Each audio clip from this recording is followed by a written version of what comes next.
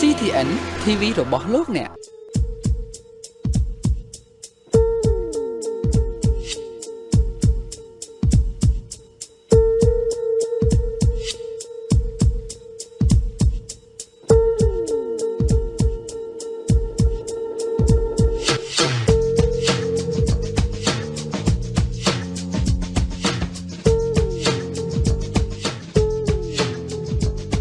ចា៎នេះខ្ញុំសោភីសូមជម្រាបសួរនិងសូមស្វាគមន៍ទស្សនិកជនដែលកំពុងតែទស្សនាទូរទស្សន៍ CTN ក៏ដូចជា Facebook Page របស់ CTN នេះគឺជាកម្មវិធី Your Turn ឬវិញនេះជាកម្មវិធីប្រចាំសប្តាហ៍ដែលយើងតែងតែលើកយកប្រធានបទដែលជាចំណាប់អារម្មណ៍ឬជាចម្ងល់របស់បងប្អូនប្រជាពលរដ្ឋទាក់ទងទៅនឹងជីវភាពប្រចាំថ្ងៃទាក់ទងសង្គមសេដ្ឋកិច្ចនយោបាយ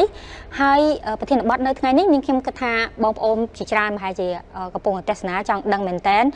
គឺវាតាក់ទងទៅនឹងអ្វីដែលផ្សារភ្ជាប់ទៅនឹង social media តាក់ទងទៅនឹង Facebook ដែលយើងប្រើប្រាស់ច្រើនហើយយើងឃើញថាមកដល់បច្ចុប្បន្ននេះឃើញមានការបង្រៀនបង្ហោះ clip video ឬក៏ជាការបង្រៀនតាមរយៈ online ភាពជាអ្នកដឹកនាំជោគជ័យនៅក្នុងអាជីពការងារមានជាការបោះពុម្ពសៀវភៅអ្វីជាដើមចង់ដឹងថាតើការបង្រៀនទាំងនេះមានឥទ្ធិពលអ្វីខ្លះមកដល់យុវជនខ្មែរមកដល់ប្រជាជនខ្មែរហើយបានជះឥទ្ធិពលល្អនិងឥទ្ធិពលអ្វីខ្លះផ្សេងទៀតដែលជាចំណែកនៅក្នុងការរស់នៅរបស់ប្រជាជនខ្មែរទស្សនិកជនដែលកំពុងតែទស្សនានៅតាមគេហដ្ឋានឬតាមបណ្ដាញសង្គម Facebook ទស្សនានៅវីដេអូនេះជាមុនសិន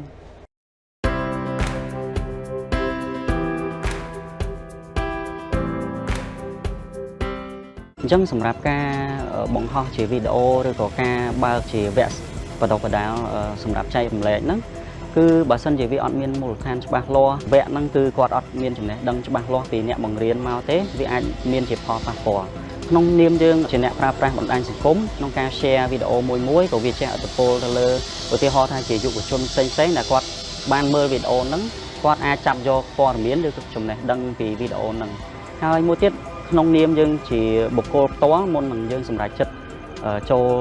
ទៅសិក្សាវគ្គហ្នឹងអ្វីដែលខ្ញុំចង់ចែករំលែកគឺថាទីមួយយើងត្រូវសង្កេតមើលឬក៏ចាប់ដើមសិក្សាពីអ្នកបង្រៀននឹងសិនបាទឬក៏ជា trainer ឬក៏គាត់ជាអ្នកចែករំលែកចំណេះដឹងហ្នឹងថាតើគាត់មានមូលដ្ឋានគ្រឹះចំណេះដឹងដែលវាពាក់ព័ន្ធទៅលើ topic មួយហ្នឹងឬក៏អត់ទេខ្ញុំឧទាហរណ៍ខ្លីមួយថាបុគ្គលម្នាក់គាត់គឺជាគេហៅថាជាអាជីវករអ្នករកស៊ីប៉ុន្តែនៅក្នុង social media របស់គាត់គឺគាត់បានបង្ហោះវីដេអូចែករំលែកចំណេះដឹងតាក់ទងអំពីសុខភាពបាទអញ្ចឹងយើងអាចសង្កេតឃើញថាវាខុសគ្នា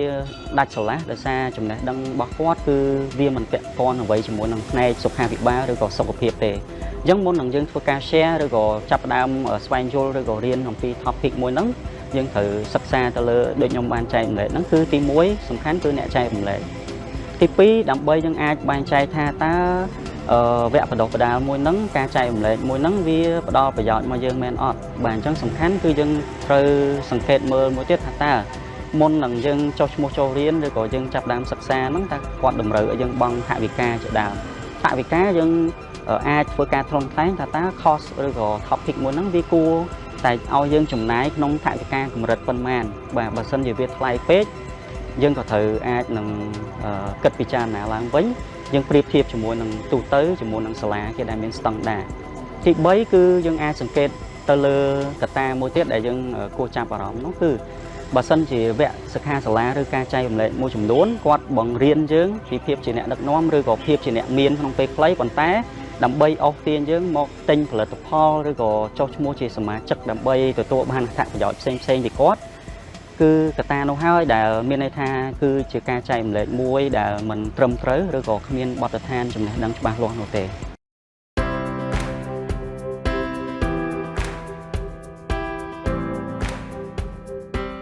កតងអំពីបុគ្គលិកលក្ខណៈនៃវាគ្មិនឬអ្នកចែករំលែកយើងអាចសង្កេតទៅលើទី1បាទយើងមានអិរិយាបថរបស់គាត់ការបង្ហាញខ្លួនរបស់គាត់នៅលើបណ្ដាញសង្គមឬក៏ក្នុងសង្គមខាងក្រៅបាទជាកត្តាសំខាន់មួយបន្ទាប់ពីយើងបានស្វែងយល់អំពីចំណេះដឹងរបស់គាត់តាមរយៈការតាមដានឬក៏ស្រាវជ្រាវយើងអាចមើលទៅថាតើគាត់មានចំណេះដឹងតាក់ទងជាមួយប្រធានបទនឹងអត់ទី2យើងអាច សង្កេតមើលទៅលើការបង្ហាញខ្លួនដែលខ្ញុំបានលើកឡើងហ្នឹងនៅក្នុងបណ្ដាញសង្គមបើសិនជាគាត់ជាបុគ្គលមួយដែលចំណេះដឹងរបស់គាត់ខ្ពង់ខ្ពស់ឬក៏គាត់មានការអប់រំដែលតាក់ទងអំពីប្រធានបទហ្នឹងភាពជាអ្នកដឹកនាំឬក៏ភាពជាអ្នកមានអញ្ចឹងបើសិនជាយើងស្ដាប់ទៅលើប្រធានបទហ្នឹងយើងដឹងហើយភាពជាអ្នកដឹកនាំគឺអ្នកដឹកនាំ leadership ប៉ុន្តែបច្ចុប្បន្នគាត់ត្រឹមតែជាបុគ្គលិកធម្មតាបាទអញ្ចឹងគាត់ក៏អត់អាចមានសមត្ថភាពក្នុងការចែករំលែកវគ្គភាពជាអ្នកដឹកនាំបានដូចគ្នាដោយសារគាត់អត់បានឆ្លងកាត់ទេប៉ុន្តែផ្ទុយមកវិញបើសិនជាគាត់សប្តាហ៍ថ្ងៃគាត់ជាអ្នកដឹកនាំនៅក្នុងស្ថាប័នឬក៏ក្រុមហ៊ុនណាមួយបាទមានន័យថាគាត់បានឆ្លងកាត់ទៅលើបទពិសោធន៍ជាក់ស្ដែងនឹងហើយអញ្ចឹងអាហ្នឹងគឺជាកត្តាសំខាន់ក្នុងការស្វែងយល់អំពីវាគ្មិនឬក៏អ្នកបណ្ដុះបណ្ដាលចែករំលែកហ្នឹងបាទដើម្បីយើងអាចខ្លឹងថ្លែងថាអូគាត់ពិតជាមានមូលដ្ឋានគ្រឹះចំណេះដឹងច្បាស់លាស់គ្រប់គ្រាន់នឹងបទពិសោធន៍ដើម្បីចែករំលែកមកកាន់យើងមែនបាទ